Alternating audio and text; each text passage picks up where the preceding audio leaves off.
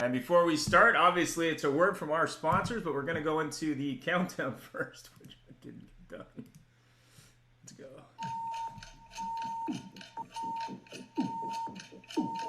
You don't get to see it. Sorry. Yeah, poor Gail. She's staring at herself, staring at everybody.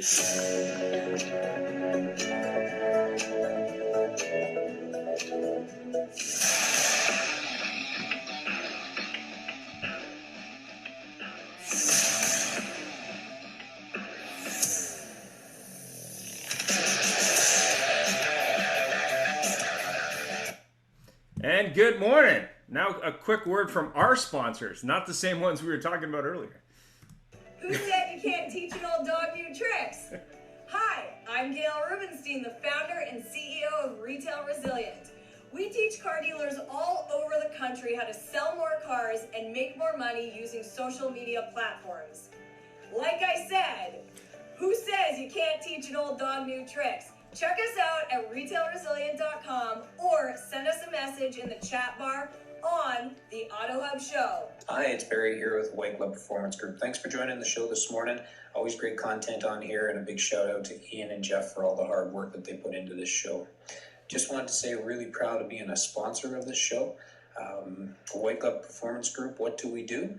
We have a cloud-based dialing technology called Touchpoint. Touchpoint is used in dealerships all across North America. And the main reason for its popularity is because dealerships can now amp up their team to be calling 50 people an hour. They can leave a personalized voicemail, a custom email, as follow-up, all with a click of a mouse. This really speeds up some of the jobs that happen in dealerships, such as cleaning up your recalls, cleaning up lost souls in service, running a private sale, trying to reach out to your database to buy inventory. Obviously, we know that's the way to source it in today's environment. whitegloveperformancegroup.com. My direct is 587-899-6600. Love to have a chat with you about some of the things that we can do. But outside of that, I'm going to turn it back over to the host of the show, and hope everybody enjoys it. Everyone, I'm John Latka from Automotive Business Solutions, where we help dealerships build more productive and proactive by-appointment sales cultures through our Performance Management Partnership Program. So, if you want to increase your sales volume by 2 to 3 sales per month per salesperson, call our toll-free number, 877-708-8484 for a free consultation. Thank you very much to the sponsors. Hopefully the video was better this time.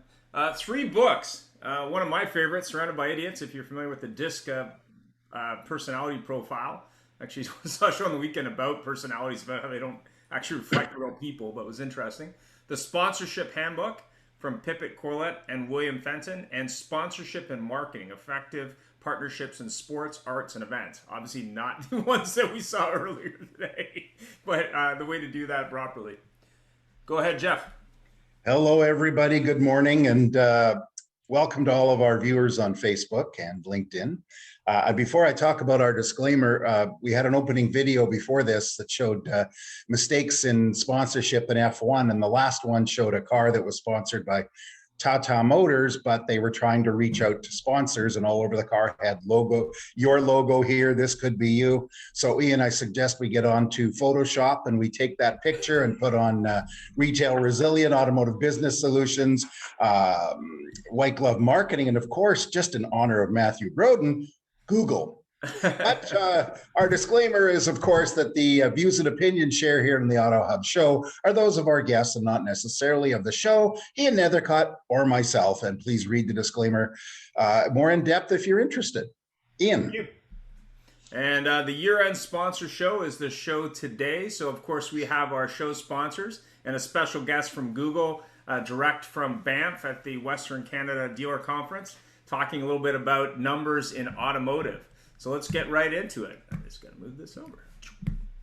So we'll introduce our guests, and very funny, this is probably the first time that our guests have actually had an organic flow to them, because we have our customers and they'll use Google to find out about people. Retail Resilient helps them, direct them to Facebook.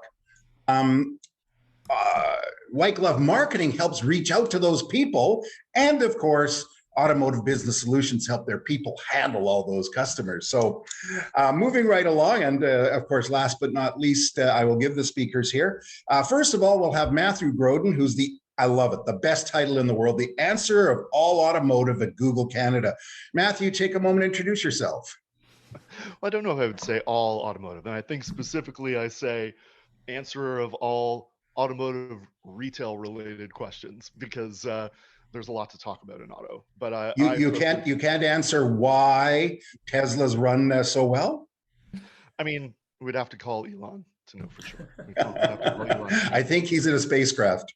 He might be. He's on his way.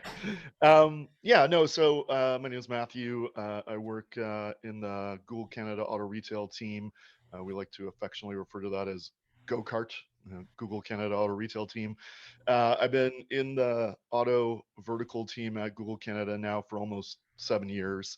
And, I've seen a lot, done a lot, but now more focused on working with auto groups and working with OEMs who want to work with their dealers better. So really trying to answer those questions in both directions.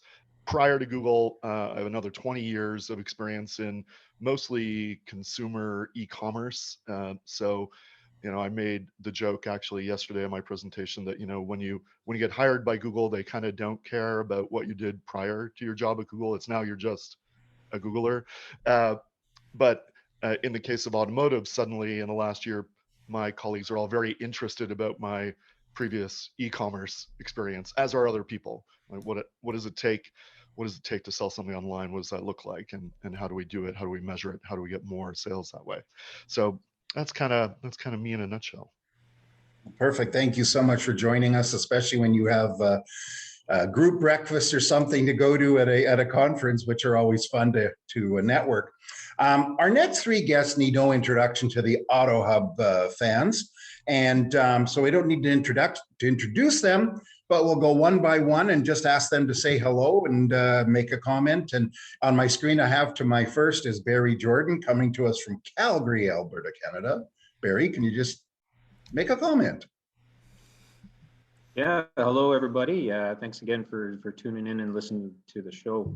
I think it was an interesting comment you made, Jeff, about how the three of us, the four of us, actually, if you think about it, actually could take a dealership through from the marketing to managing the database to training the salespeople on the floor. So really, it is quite a cool synergy that we got this morning on the show. Just want to say thanks again. It's a fantastic show. It's been incredible to think it's been another year as we make our way through this. So, it's good, and I'm looking forward to it. Thank you, Barry. Appreciate you being here. Appreciate your support. And next in my screen, right in the center, Gail always ends up in the center of my screen, and it's so touching. But Gail Rubenstein she basically is Retail Resilient with a bunch of people supporting her. Gail, say hi to everybody, please. Hi, everyone. I'm Gail. I'm here almost every week, except for when I'm traveling to visit clients. But I would say to the audience, if they're in America, happy Thanksgiving and Black Friday. So car dealers, get your ads and get your Cyber Monday and Black Friday stuff going, because if you're not, you're missing the boat. Well, I do have to say that I've heard that there's some great deals at dealers for Black Friday. There's now 50% on the added dealer markup above MSRP on new cars. Yeah. So actually, it's funny you say that, because last week we visited a dealer group and we went to 12 of their stores, and the salespeople said, well, what should my ad look like? Do I just say, okay, no big deal, 20,000 over sticker, but I'll give you 18? So we're only adding 20%. Right. No big deal. 20 G's above sticker. things are bad when a Chevy Spark is 2,500 over sticker, or a Mitsubishi Mirage. And of course, we also have the king of dulcet tones. I have to say it every week. John Latka joining us from Halifax. I hear you're in a weather warning there, but please say hello to everybody. Hello, everybody. And yes, we are in a weather warning. Thus far, we've only experienced some wind, some light rain, but apparently it is going to get worse. So in terms of automotive business solutions, we've been in business for 21 years. Our focus is on employee development, and basically all of our offers, from training to software revolve around that. And I'd like everyone to tune into my podcast, Power Past the Competition. It's available on our podcast page on automotivebusinesssolutions.com and or anywhere you may listen to your podcasts. Nice. John, you have a great voice for the weatherman. Fantastic. Yeah, all I need is the map behind me, right? Yeah. You're calling as a voice talent. Well, you know what, John? The car industry was the three Ps were supposedly people, process, and product. But boy, there's podcast and power and positivity. But we'll move right along. Thank you again, everybody, for being here. And Ian, take it away. Yeah, there's so much going on in the automotive world today. What's your opinion on the state of the business? I mean, obviously, we've got some challenges with chips. We got challenges with inventory. We got challenges with used. Got challenges with, I guess, overlist price. But don't give us all the answers, Ian. Yeah, there's all kinds of challenges. So let's start with John, since you have all the people process and supposedly the voice. Oh, right. Yeah. Okay. So yeah, pick on the guy that opened his mouth. Yes. Well, really, you know what? I mean, dealerships and the business, I think, is in a state of flux. We've been visiting dealers the last number of weeks, and people that have attended our most recent workshops, live workshops, I might add, we're all talking about things like inventory. And one of the other things that we're talking about is human resources, finding people, right?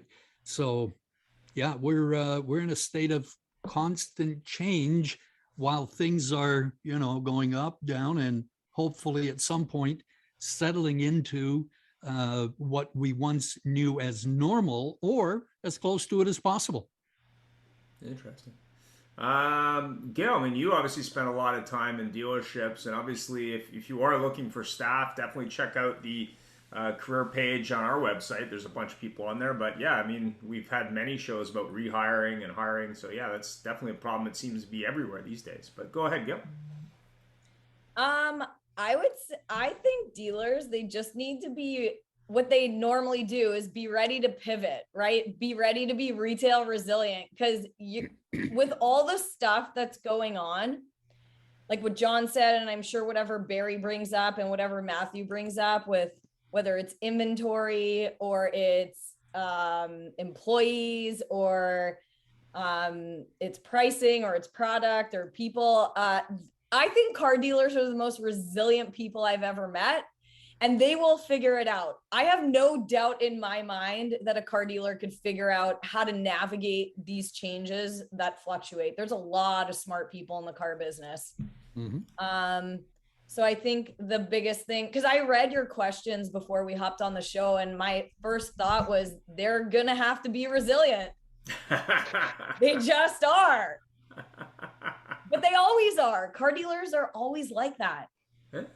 Here's the funny part, though, Gail, I have to comment. You say they've got to be resilient, yet I read an article the other day that in the States, dealer net profits are at record highs. Yeah. So you don't need to be resilient to get rich right now. No, actually, the amount, I should have stayed in retail, to be honest. Like we do really well, but I probably could have made more if I had stayed in retail during COVID. But who would have thought? I wouldn't have thought that. Matthew, what do you think? I mean, what does the data tell us? Well, I mean, it's, yeah, like as everyone has said, it's a very unique situation. I talk a lot in other presentations about change, and I've kind of been, obviously no one could have anticipated a pandemic, but we knew the change was coming. And so my usual statement around that is that, we have, like a lot of things, we have a choice, and we can choose to come at change optimistically, or we can choose to not do that, but that we kind of have no choice but to be optimistic about it and confront it as it happens. I did a different recording of a different podcast earlier this year as part of Think Auto, and I had two guests on it: Brian Benstock, Paragon Honda, and Jeremy Kosh from Kosh Ford Lincoln in Edmonton. And one of the things Brian said, and it's stuck in my brain since then, is that he described the current situation with dealers as dealers being in a profit coma, that it's too easy to make money right now, and that they're kind of attributing that to their own intelligence, but that there is no correlation there. There is no correlation there. It's just the circumstance, and that this is the perfect time to be taking some of those profits and preparing for inevitable futures, right? To be preparing for things we know are going to be happening. And I don't see a lot of, some OEMs are thinking that way, are focusing in that direction, and certainly a handful of dealers are focused and organized that way, but I would say the majority are not there. They're not in the, what do we need to do to future proof our business? How do we prepare for the inevitability of a certain percentage of sales coming through digital channels, being e-commerce or digital retailing? We kind of rejected both of those phrases in that podcast, and really centered it around the notion of the future of retail in automotive is the same as it is today. It's omni-channel, right? And that's the way the rest of retail talks about it. So I think the mistake, if you're going to ask what the biggest threat to dealers is today, it's possibly themselves. Yeah. Good point. That's a good point. Barry, so what do you think? I mean, obviously you're involved in helping dealers use omni-channel communication in various ways to reach out to customers. I mean, where do you feel dealers should invest? I guess I think like Gail, I had a chance to flip through the notes prior to, and the first thing that popped into my mind is what Matthew was kind of alluding to is the fact that there's going to be a certain percentage that do pivot the way they should pivot. Others are going to be sitting back, patting themselves on the back, saying what a good job they've done. But when this all changes, which we know it will, have they taken the opportunity to actually embrace their database so that they're ready to go? And are they capitalizing on the business that they have at the back of the building, and making sure that is prepped for when things turn? Because it will turn. We all know, we've all been in the business long enough to know that this comes and goes and the way it happens. And some people are, and to your point, Matthew, some people are just sitting back saying, hey, look at me, I'm fantastic. And others are actually growing and using it as an opportunity to actually engage with their database the way their database wants to be engaged, fine-tune their online purchasing processes, their online booking processes, just everything that every other retail environment has figured out prior to the car business. Yeah, we were talking this morning, Jeff and I, before the show, about how wrestling belts are now invading car dealerships. Right. I see these every week. It's, oh yeah, look at this. I got a wrestling belt for my car salesperson or whatever. They've replaced hard hats. Yeah. It's like, why are we using wrestling examples in the car business? It's just being a champion. Anyway, go ahead, Jeff. I very interesting how you brought that up, Matthew, and of course now Barry, after Matthew mentioned that about when things will change. And there's so many people that are, we all are on LinkedIn and we watch on LinkedIn, and everybody walking around with their selfie stick and taking a picture, videoing themselves, talking about how great people should be. But I relate that to back in 2011 with Toyota. Toyota dealers have been probably insulated from ups and downs of the car industry like nobody else because they got a bulletproof product. But in 2011, things hit them hard, and a lot of dealers weren't able to pivot. And this is the thing, because the question I was going to ask is basically, what are the biggest threats? And I think you hit the nail on the head more than anything else, is the fact that such a threat is themselves. It really is. And Matthew, you mentioned it. Barry, you did. Gail, can you touch on that on that topic, please? Yeah, I was going to say, I'm glad that Matthew brought that up, because I would agree, in any business that you operate, and I have built 2 businesses from scratch, the biggest threat is yourself, right? Mm-hmm. So if you don't create proper offers, or if you don't learn how to change with the times and what's going on in the environment around you, your business, you can either succeed or fail. So you got to look in the mirror and make some hard business decisions. And if I was a car dealer right now, there's a couple of creative things that I probably would do. If I have open real estate, right? So they have a lot of real estate. And if my lot's empty, I would do something else with my real estate to bring revenue into my business. I would also, with the new car inventory shortage. So if I'm not selling new cars, that means that people are going to be keeping their cars longer. If you look at the overall picture. So I would start focusing on service, heavily on service. And the other thing in the industry that's going on is with rental cars. So one of our dealers actually just opened up a rental car facility. So they're using their pre-owned inventory, their aged pre-owned inventory that they can't move, as a rental car center. And you log into the dealer's app and you don't have to go through the airport anymore. You just go to their app, you have a driver pick you up, they bring you the car, and you're good for vacation. So I would start thinking of creative ways to use my real estate, my people, my resources. Because at the end of the day, it's just, okay, how do I bring revenue into my business to provide financial resources? So I think what Matthew said, they are their biggest threat is themselves. Yeah, we've always been our own worst enemy. Sorry. Yeah. No, I was just going to say, for the longest time, there's a lot of dealerships out there that simply, I don't pick on brands, but they really didn't care about the back of their building at all. They were jamming cars out the front. Everything was F&I, and they gave the car away. They were worried about their F&I number.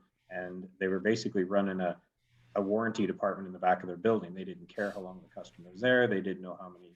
They had just nothing. Well, now that has to change. That absolutely has to change, because that is going to be the future. To Gail's point, when you've got 4 acres of land that's sitting empty and you look like you're out of business, that just doesn't do you any good at all. You might as well put a golf dome on it. Put something there and do something with it.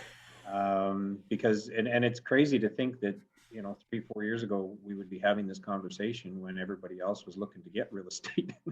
Everybody was short. But anyway, it's crazy how it does happen. But so many of those, and Jeff, back to what you were saying, I think the number one closing line in a Toyota store was because it's a Toyota. Well, that just stopped working. And they had to go back to selling cars and doing it. And Ian, I know you worked in Honda, and that was the closing line sometimes, is because it's a Honda. Yeah, right? So anyway, it's changing. There wasn't a closing line. Usually the line that was said if a customer left is, why would you leave? It's a Honda. Yeah. And they never, it's very interesting because I spent most of my career with Chrysler. And when I went to Toyota, Chrysler's always been, no, you're holding onto their leg while they're leaving. What if I could give you more money off? And the Toyota people had no idea what it was like to actually sell something. John, your viewpoint or your opinion on the biggest threats other than an atmospheric river? Well, I think the threat is, and I'm sure we'll all agree, is that, people are going to fall asleep at the wheel because right now, we are getting great grosses and people that we're dealing with, dealers that have come to our workshops lately, what they're focusing on is getting their house in order from an HR perspective and from the future marketing perspective. And one of the dealers was very proud to say he owns a small dealer group that he could be selling for considerably over list price, but he's not letting his salespeople sell over list price because he's concerned about the future and what that will mean. Because That's a very lot of people smart. aren't going to forget what we're doing to them at this point in time. Yeah. You know, it's something, Gail, you mentioned about real estate too. And you can tell that we're going to be in trouble, or they're going to be in trouble, because the narrow-mindedness, because they're sitting with these empty lots. And you drive by, I see one dealership I go by regularly, a big GM store, has a 1927 something or other sitting in his showroom, and it's a showroom that holds 50 cars, and that's all they've got. Yeah. And it's, you know, they're still going, the employees can't park on the property, and service cars have to be parked out back. Oh my And, God. you know, we're not going to overpay for used cars. With you, Gail. Well, maybe he should There- sell some Christmas trees. like, Maybe what that's are we the doing? answer. There was a girl at driving sales, this lady. I think she's their internet director. I forget her name, but at 6 o'clock when they close, they turn it into a yoga studio now. So all the ladies in the community come into the dealership because they've all bought cars there, and they do yoga there at night. Like, if you're not using the showroom, at least let someone use it. Somebody, in the old Yeah. days, you could make it a nightclub, but we can't do that too much right now. But it's amazing. And it's such a good point that people aren't pivoting to doing Well, that. and Just I sort think, I think something just to add to that is of the people on the show, even the customers that we have are definitely the ones that are pivoting. But let's be honest, and I'm talking the truth for Gail and John and I, not necessarily for Matthew, but all three of us are talking to people that don't think they need help. And they're all saying, no, we're good. We know what we're doing. We got it. And they don't. Like, you just look at their website and et cetera. And Troy's like this. Yeah. Troy's like, yeah, Barry. it's so true. We talk to so many people that are like, no, I don't need it. And I'm going to speak for myself, and guys weigh in, whatever. But I'm talking to more people that don't think they need help than people who think they need help. And I know what I offer, Gail. I know what you do, John. I know what you're doing, and like, there isn't really a dealership out there that really could benefit from any of our products and our mindsets. And yet there's people saying, no, I got this. So back to Matthew's comment, because I think you nailed it, and give credit where credit's due there. But there's probably more people that are being complacent about their high grosses right now than people that are worried about what the future holds. Yeah, are you seeing that, Matthew, as dealers say, listen, why do I need to advertise online when people are just going to come and overpay for the cars I got? Like, what are you hearing from dealers? Yeah, I think there's you see both sides. So again, Brian and Jeremy both talked about how they are using this opportunity to learn more, right? Brian talked about how, as Honda in the US was backing out of kind of the tier 2 space and different types of media, he was pressing in harder because it was effectively creating an environment where media was cheaper for him, and he had the opportunity to scale in places where, say, tier 2 was no longer covering. Jeremy took the opportunity to actually stress test what he was doing, to actually see where's the point of diminishing returns on media across the channels that he was investing in. I think the scary one, though, is, and we're still so early days. I kind of use the phraseology, I used it yesterday, that we're partying like it's 1999 when it comes to digital retailing and e-commerce. Like it is we've thrown back to the early .com era. And I mean that on a few different points. I mean, it's like the technologies are new and they're not perfect. The adoption is, hit or miss, and the consumer experience or their interest is there, but when they start down the flow of some of those DR tools, they're like, what is going on? And halfway through they pick up the phone and they're like, do you have my order for the car? Like the same way they would have the same way they did, 20 odd years ago when I was working at Chapters Indigo, and people would order a book and then immediately call the call center to be like, do you have my order for Harry Potter? Like, do you have my order for Harry Potter? And so we're seeing that exact phenomena repeat itself in automotive. Um, the a vendor was talking to me last night, and he said, he's seeing a lot of dealers pull out of, they at some point in the last year and a half, they enlisted the services of some sort of, commerce tool, digital retailing tool, and now that they don't have vehicles to sell, they're pulling the plug on it. And I kind of liken that to, turning off the lights and locking the door of the physical dealership, right? It's sort of like, if that people want to do that, and you've got all of the expense, even on a limited scale of whatever's in stock, of the ongoing cost of the inventory, the facility, the property taxes, the heating bill. Is that more or less than the cost of running your DR tool? I think it's exponentially more money than what you're paying for your digital tools to actually allow people to transact remotely. And so I think we just need to change the narrative. We need to open the eyes of dealers to, it's as important to have that digital footprint as it is to have that physical footprint. And in fact, it's a more effective channel. It's a way you can, in the future, maybe have a smaller showroom, have a smaller staff, because it's this digital offset that's actually occurring that has happened in so many other omni-channel businesses already.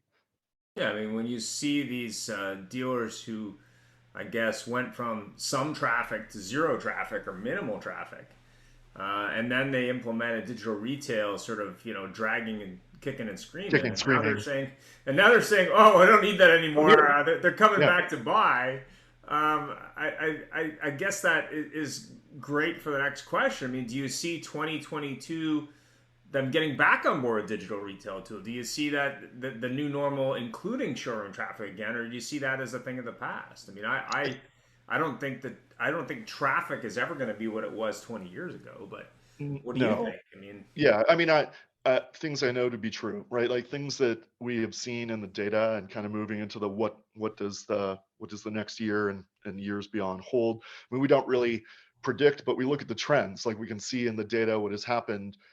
We've run the Think Auto research now for 16 years, right? It was 16 years worth of data, and then we also have behavioral data on our platform, so we kind of have a line of sight into what's going on.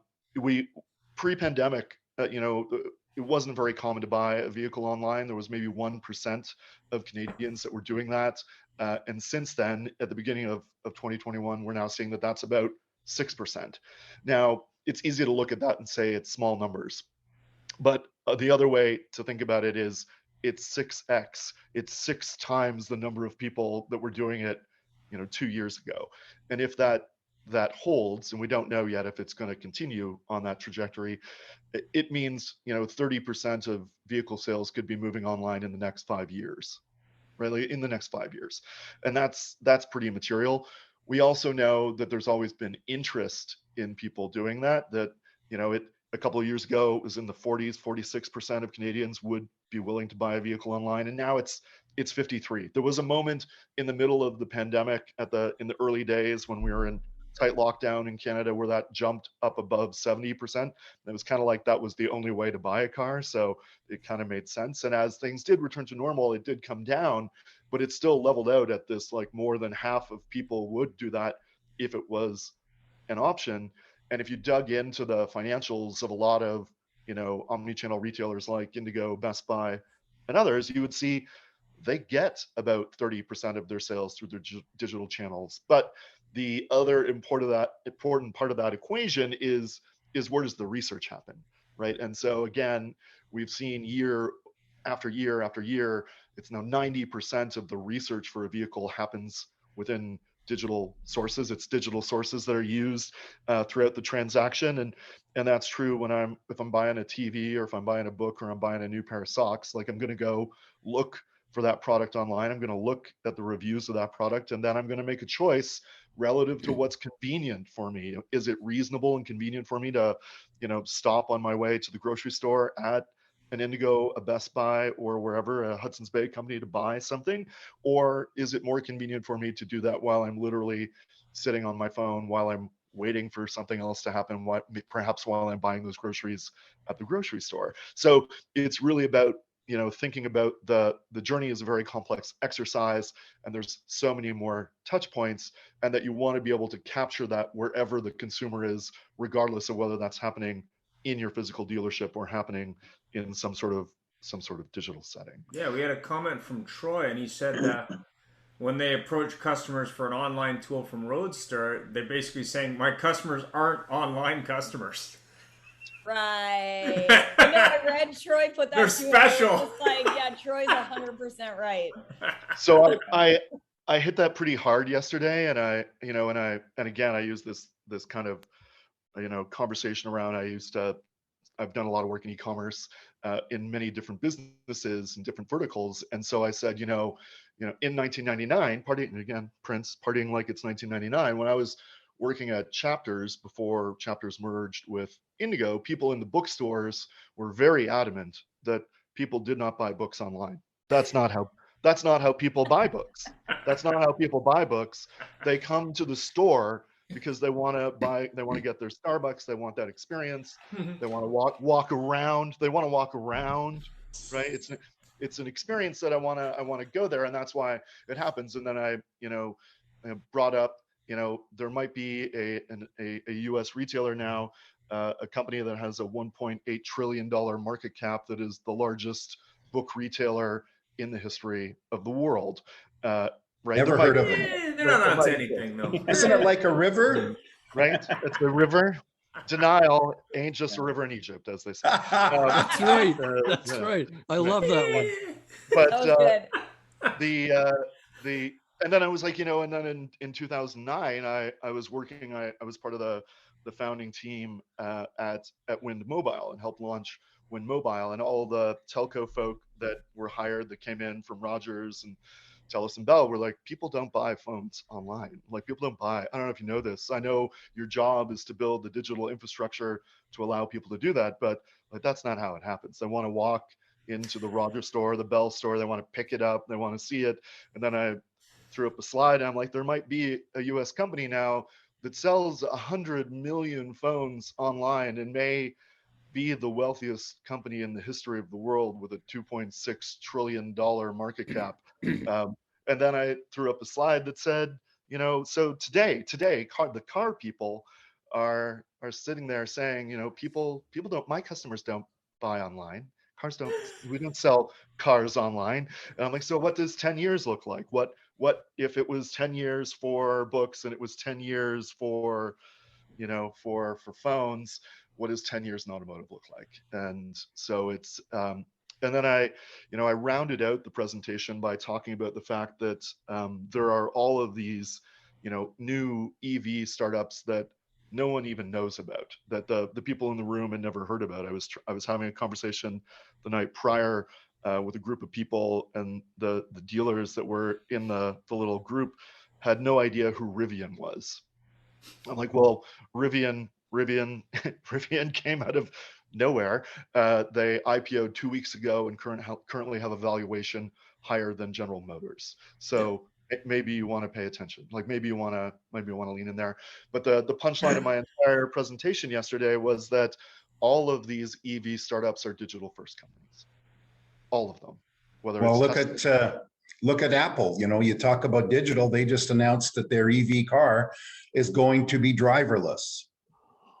And I think, you're not aware, I mean, they're hiring a lot of AutoTown away from the other OEMs. So there's definitely some stuff. And I mean, I know Jeff got in some trouble with the Rivian folks taking photos in their office here in Vancouver. So, they were Rivian they were not is real happy about that.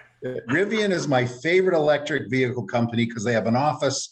Literally, I'm looking at it almost right now, and I peeked walked by this window. There's a truck sitting there, and there's this whiteboard in front, and it's telling them what to do. Close the doors.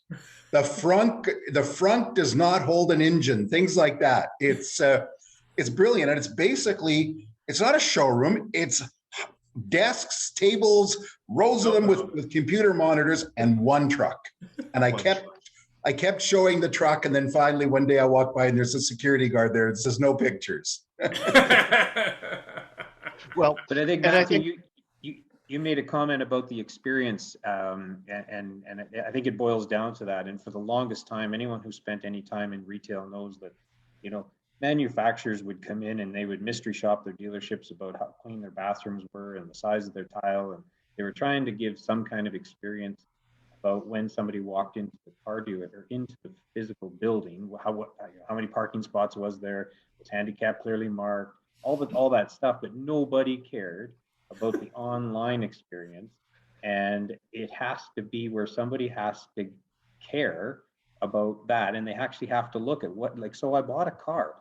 When is it get delivered? When is there follow-up questions? When is there, hey, you forgot to fill in this blank, this is really important, or what does that actually look like? And if whoever nails that, it doesn't matter if they've got 12 acres of dealership downtown Vancouver or on a little private lot 8 miles away by the train tracks. It won't matter if you can do a good experience, give them what they want, drop their car at the house, whatever the thing is. I'm not going to get into all that stuff right now, but if you can give them that grade A experience, you don't have to have a $25 million building that looks like Taj Mahal to do that. Yeah, I do have to say that dealers are going to start getting used to trying to fill up those giant buildings with something else, because I do believe that the online shopping part is going to explode. And I'm, first of all four of you, well, Matthew, your company doesn't have to worry about it anyway, but the other three of you are going to be inundated in about 18 months with, oh my gosh, what do? I can't, nobody's coming to see me, or this sort of stuff. And the experience is very interesting because up here, Gail, you got a few of them down there, but we have Canada Drives up here. I think it's Carvana down there, etc. And I discovered something, that what the customer remembers about the Canada Drives isn't, and forgive me, isn't the online experience, which they bought it because they thought it was good, but it's this really nice person driving a truck and a trailer with a nice little jacket on or something, and how friendly they were and how they showed them their car. And many dealers don't even have a staff page because there's so much turnover. There isn't a page that shows who it is. To keep it up. Too much work. Yeah. Too much work. Gil, I mean, you obviously teach car dealers how to reach out online. And obviously part of that during the pandemic was, how do I deal with that online retail piece and communicate with that customer remotely? I mean, I know we had Marco on the show talking about his Rogers bill from his data when he was selling 40 cars with his phone. But, obviously that was more important to his customers than the building, because they didn't even come into the building. So I mean, they didn't care how clean the bathroom was. They didn't even see it. Yeah. Yeah. I mean, what are you seeing as you talk to these? What do you think the future is going to hold? Well, so Retail Resilient has been transacting 100% remotely since 2017. So our employees strictly work from home. They check in on Zoom meetings. We operate our business the way we actually think a dealership should operate. So when car dealer groups, whether they're new car stores, buy here, pay here's, or used car operators, we teach them how to transact remotely through Facebook, actually. So primarily Facebook and Instagram, because those social platforms are so easy to use that you can utilize those tools as a CRM, and you can transact with them. You can show them cars through the chat portal. You can FaceTime them from Messenger. I mean, I'm a huge fan of social media, huge, because if you can build a business with no website and strictly use social, you can teach a car dealer to transact completely on a social media platform. So when COVID hit, car dealers they were freaking out, and they called us, and we started teaching their sales staff how to, the basics of social selling. But there's so much more they could be doing that they're not doing. So I feel like we're going to be around for a while helping car dealers. But I think you could transact the front end piece of the business, like variable operations, almost 90% transact remotely. I mean, you could probably do it 100%, but you will have a percentage of people that want to come to the dealership. But I think it's a very small percentage. So I do think that I agree with you there, Gail. Going back to what Matthew was saying, he's buying a pair of socks, he can buy it online, or he can stop in the store, which is going to be more convenient. But you're going to have a small percentage of people that want to make sure that that black is the right black for what they're doing, and they will want to go look at it and touch it and make sure it's what they want. But it's not enough to build your new plan around. Right. Is where the struggle is, I think. Well, like, I mean, years ago, I worked with a client in the Alberta market. They were in an office tower. They sold cars from other dealers' inventory. I think they had 3 cars in stock, and they were in an office complex. So they had no physical dealership, no service department. It was, and there's another one I think that just started called, I think it's called Cars Near Cost or something. It's another one.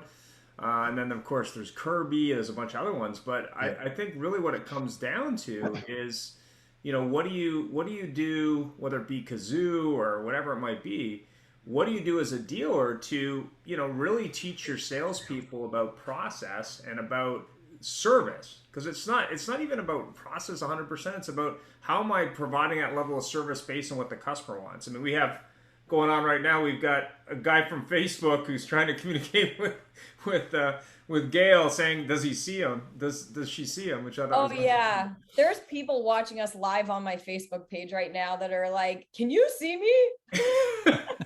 So it's all about that network, but more importantly, it's where people want to be. I mean, it amazes me that the manufacturer hasn't really done this. But go ahead, Jeff. I think John had a comment, actually. Well, one of the things I was going to say is, when we're talking about pivoting, really, we're talking about change. And the only people that are going to change are those that find that, what, I have to change, or those that are willing to change.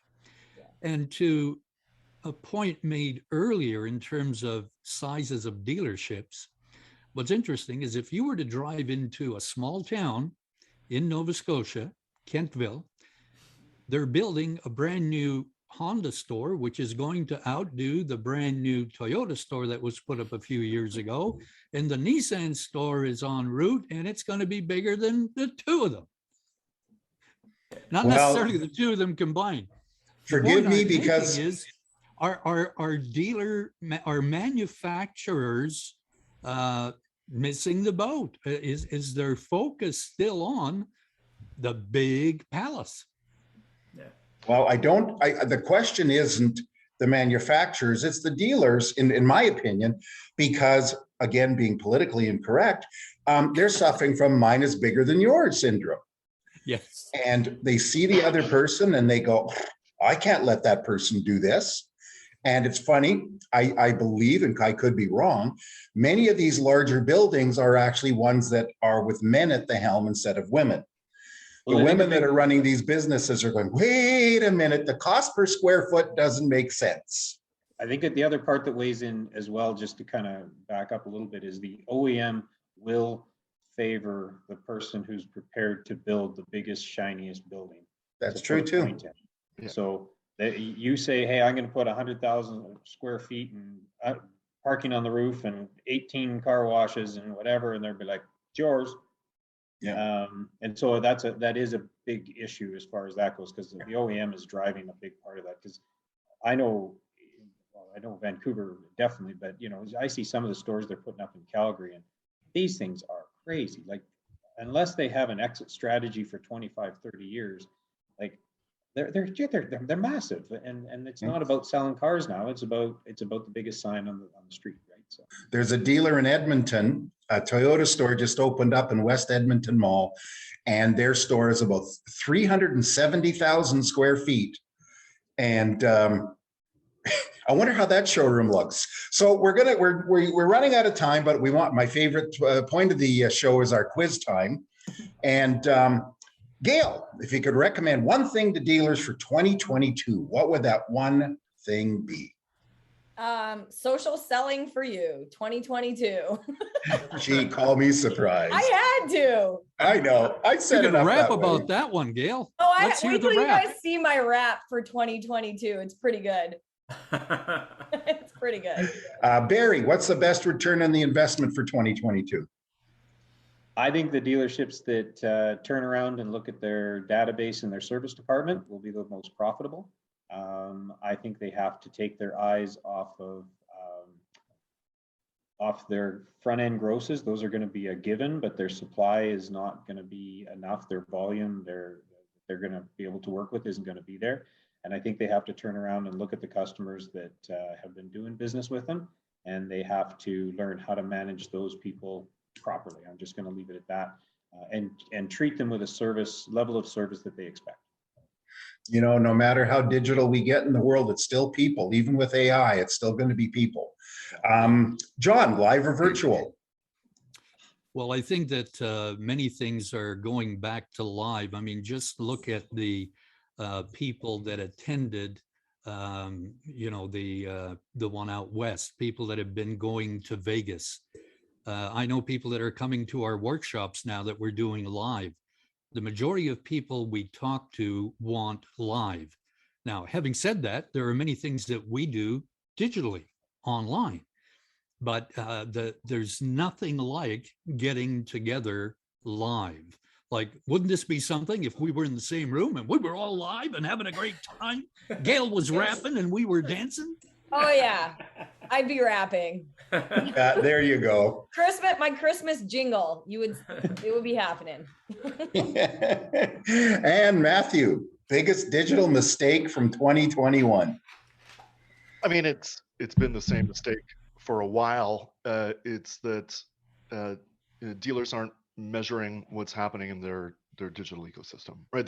Or they're not doing it properly. And often the canary in the mine shaft for me is if I take a look at a Google Ads account and I see either that they don't have any conversion set up, like they're not tracking their leads, they're not tracking their phone calls, they're not tracking, DR, digital retail starts or completes, or the other, which is almost as bad, is they're tracking too many things, like that they're tracking, they have 9, they have a modest budget and they're trying to optimize to like 15 different conversion points, and then they're splitting their budget in a way that they're not actually optimizing to anything.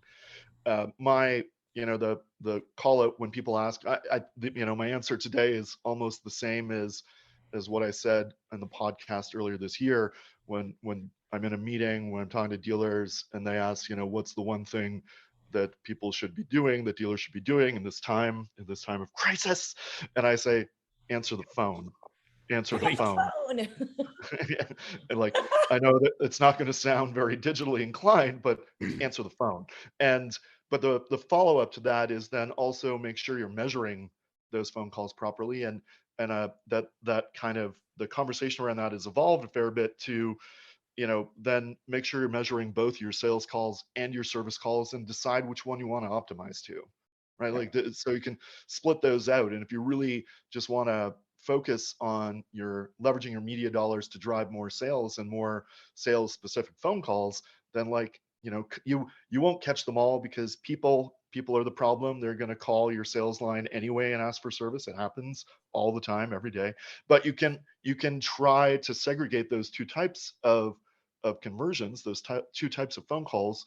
You can punt that data back into Google Analytics and Google Ads, and then you can optimize to the one you think is most important, depending on what your marketing goals are at that time.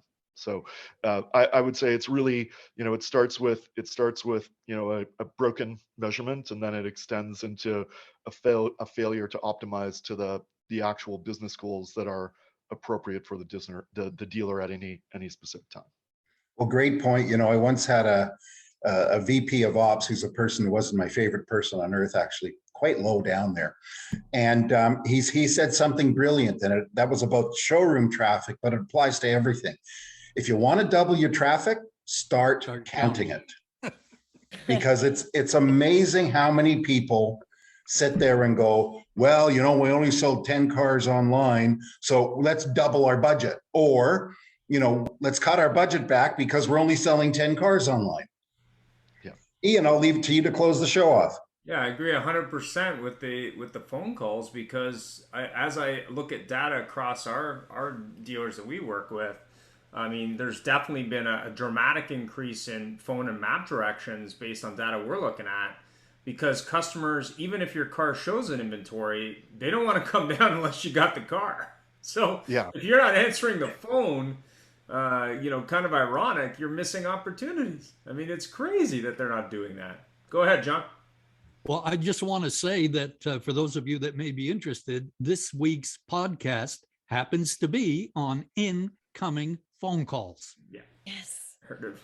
Brilliant. What a novel concept. I Thanks very can't much, believe everybody. that. Yeah, it's great. It's a great topic, and It's very 2022, something nobody's thought of. I know. think 1999, back when you had Yellow Pages and the phone calls. Yeah, phone calls. Well, you know, it's funny. I have to share this. I remember, and I won't tell you when, it was a long time ago when I started selling cars. We had rotary dial phones, and the phone would come into receptionist and they'd go, sales line 1, sales line 1. I used to have the phone and you had to call, it wasn't line 1, call reception. I used to have a pencil stuck in my phone, past the little Dewey that held it, and I'd dive across the deck, lift the phone up, smack the pencil away so I could be the first one to get that call. These days, it's a different story. Exactly. We've upgraded to different phones. Thanks very much, everybody. Have yourself a great week. Thank you guys Bye. for all your Thank you. support. We appreciate Thanks, it. everyone. And Matthew, say hi to everybody at Banff. Yep. I'll do that. Say hi to Mr. Flom and friends there. Mr. Greg Flom. Oh, I know Greg. Yep. All the best, Bye. everybody. Thank you. Bye, Bye-bye. everyone. Thanks. See you. Bye.